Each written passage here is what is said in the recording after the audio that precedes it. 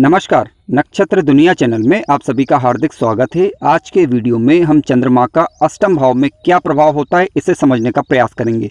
यानी आपकी कुंडली में यदि चंद्रमा अष्टम भाव में बैठा हुआ है तो वह किस प्रकार का प्रभाव दे सकता है, कौन कौन सी परिस्थितियों में चंद्रमा शुभ प्रभाव देगा और कौन कौन सी परिस्थितियों में चंद्रमा अशुभ प्रभाव देगा। अलग अलग राशियों के अंक लिखे होने पर चंद्रमा अष्टम भाव में किस तरीके का रिजल्ट देता है इसे समझने का प्रयास करेंगे। चीज़ों को स्टेप बाय स्टेप लेने का प्रयास किया गया है। यदि आप चैनल पर नए हैं तो चैनल को सब्सक्राइब अवश्य कर लीजिए। आइए शुरू करते हैं। आइए सबसे पहले हम समझ लेते हैं कि कुंडली के अष्टम भाव से विचार किस बात का करते हैं, क्योंकि कुंडली के अष्टम भाव में जब चंद्रमा बैठेगा तो क्या रिजल्ट देगा इसे तो हम समझेंगे ही समझेंगे, लेकिन पहले हमें जानकारी होना जरूरी है कि अष्टम भाव से विचार क्या किया जाता है।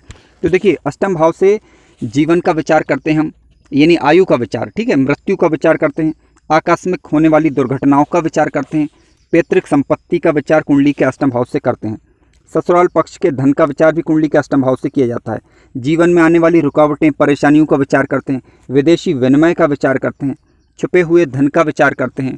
इसके अलावा गुण विद्याओं का विचार भी कुंडली के अष्टम भाव से किया जाता है, रिसर्च का विचार भी कुंडली के अष्टम भाव से किया जाता है। हम इनकी बातें क्यों कर रहे हैं, क्योंकि जब चंद्रमा यहाँ पर बैठेगा तो ये चीज़ें प्रभावित होने वाली हैं। आइए विचार करते हैं कुंडली के धन भाव से क्या विचार किया जाता है। क्योंकि जब कुंडली के अष्टम भाव में चंद्रमा बैठेगा तो इसकी सप्तम दृष्टि धन भाव पर होगी, तो धन भाव भी प्रभावित होगा। तो मित्रों ध्यान रखें, कुंडली के धन भाव से हम धन संचय का विचार करते हैं, परिवार का विचार करते हैं, वाणी और कुटुंब का विचार करते हैं, ठीक है।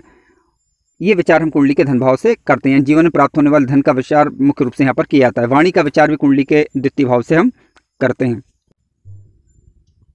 मित्रों, कुंडली के अष्टम भाव में चंद्रमा का प्रभाव अभी हम समझने वाले हैं, लेकिन चंद्रमा को और समझ लेते हैं पहले कि चंद्रमा माता का कारक है, मन का कारक है, मानसिक कल्पनाओं का कारक है, मन में उत्पन्न होने वाले विचारों का कारक है। तो यानी चंद्रमा का शुभ होना आवश्यक है। यदि चंद्रमा अशुभ होगा तो नेगेटिव विचार ज़्यादा दिमाग में उत्पन्न हो सकते हैं, और यदि चंद्रमा शुभ हुआ तो सकारात्मक विचार व्यक्ति के मन में आते रहते हैं या सकारात्मक कल्पनाएं व्यक्ति के मन में जन्म लेती हैं।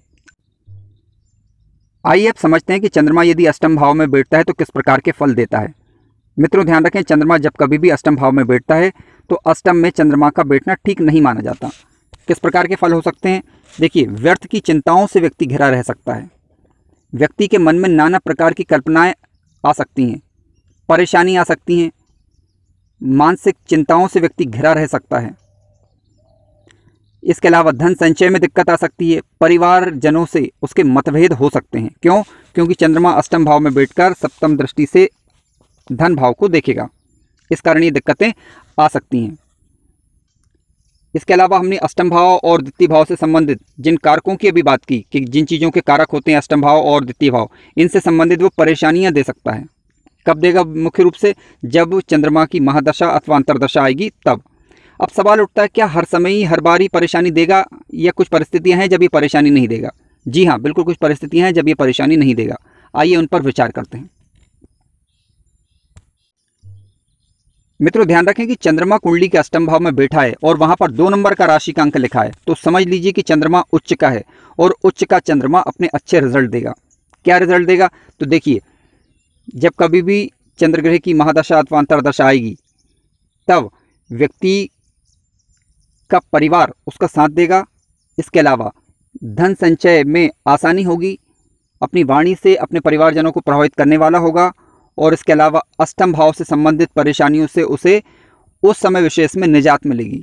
हालांकि ध्यान रखें कि चंद्रमा भले ही उच्च का हो, लेकिन अष्टम भाव होने के कारण प्रभाव ज़्यादा अच्छे भी नहीं होंगे, मध्यम स्तर के प्रभाव जीवन में देखने को मिलेंगे, ठीक है।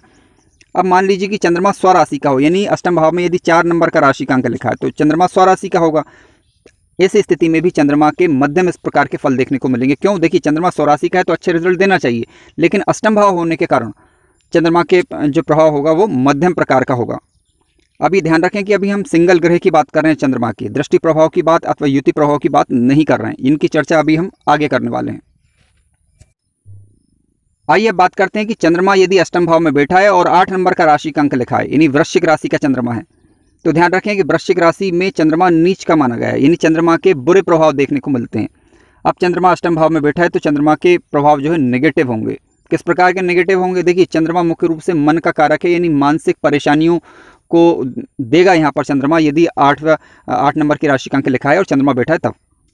विशेष रूप से जब कभी चंद्रग्रह की महादशा अथवा अंतरदशा आएगी तब।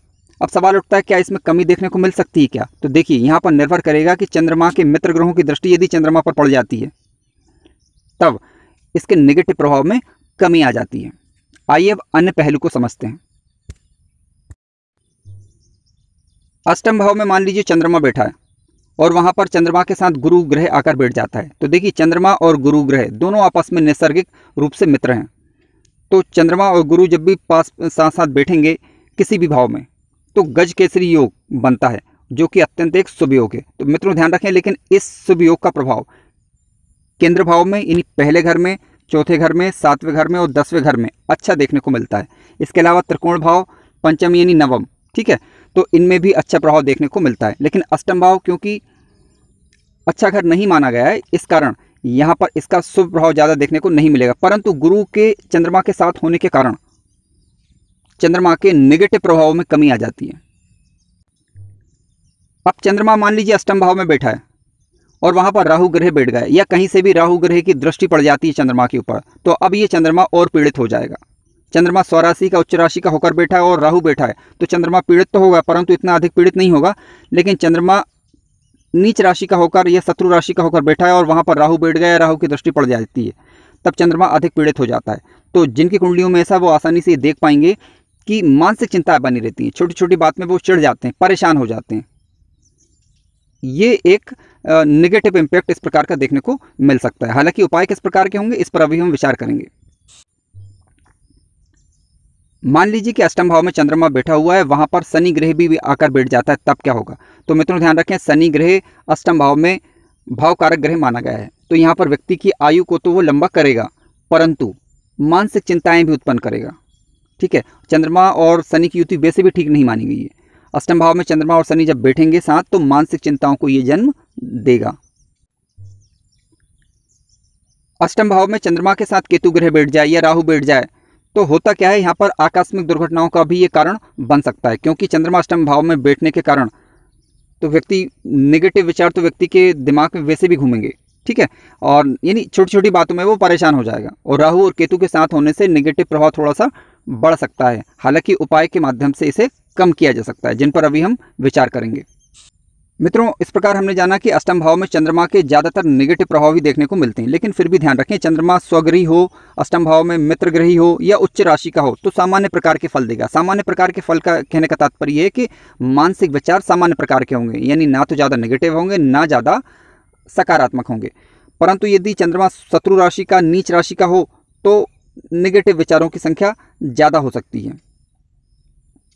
लेकिन अष्टम भाव में आप ये देखें कि अष्टम भाव में जब चंद्रमा बैठा हुआ है तो उसमें राशि का अंक कौन सा लिखा हुआ है और क्या वह ग्रह चंद्रमा का नैसर्गिक रूप से मित्र है या तात्कालिक मित्र है, तब चिंता वाली ज़्यादा बात नहीं होती। परंतु यदि अष्टम भाव में राशि का अंक जो लिखा हुआ है और चंद्रमा की उससे शत्रुता है तब नेगेटिव विचार दिमाग में ज़्यादा उत्पन्न हो सकते हैं। हो सकते हैं शब्द का इस्तेमाल इसलिए किया जा रहा है क्योंकि यहाँ पर निर्भर करेगा कि चंद्रमा कितना बली है, चंद्रमा के पास अंश बल कितना है।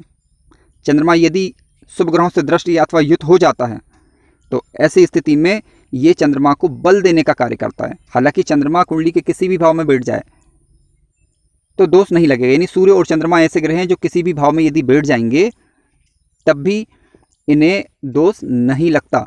परंतु भाव, क्योंकि त्रिक भाव, छठवां, आठवां, 12वां भाव ये त्रिक भाव यानी बुरे भाव होने के कारण ग्रह अपेक्षाकृत यहाँ पर कमजोर हो जाते हैं, जिसके कारण उनके शुभ प्रभावों में कमी आ जाती है।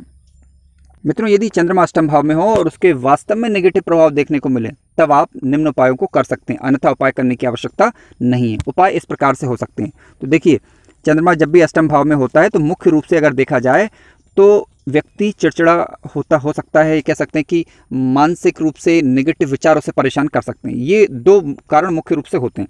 तो इसके लिए आप भगवान शिव का प्रति सोमवार कम से कम दुग्ध मिश्रित जल से अभिषेक करें उनका। इसके अलावा आप चाहें तो शंख का दान भी कर सकते हैं। भगवान शिव का ओम नमः शिवाय के मंत्र से उनका पूजन कर सकते हैं। इससे चंद्रमा के नेगेटिव प्रभावों में कमी देखने को मिलती है। कार्यक्रम अच्छा लगा हो तो वीडियो को लाइक अवश्य करें और अगर कोई प्रश्न हो तो कमेंट करें और चैनल पर नए हो तो सब्सक्राइब अवश्य करें। धन्यवाद।